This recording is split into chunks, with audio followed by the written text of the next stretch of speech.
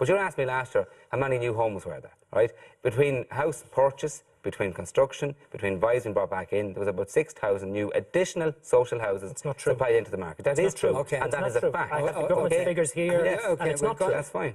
Right. Okay, just reply to that briefly. I want to go to Frida then. If you take all the new council, all of the new council and approved housing body houses, and if you take the vacant ones that were refurbished, it's 4,000, and that is nowhere near enough. Sorry, stop interrupting. Damien, I have the department's figures here. There were 2,204 new social houses between the new builds and the acquisitions. And there were 2,300 refurbished long-term voids, so it's just over 4,000.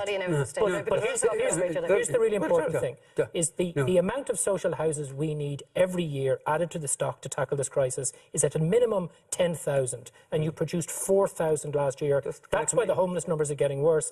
That's why we have more families, children and singles in emergency accommodation, and that's why people are saying the government is not doing enough to tackle this crisis.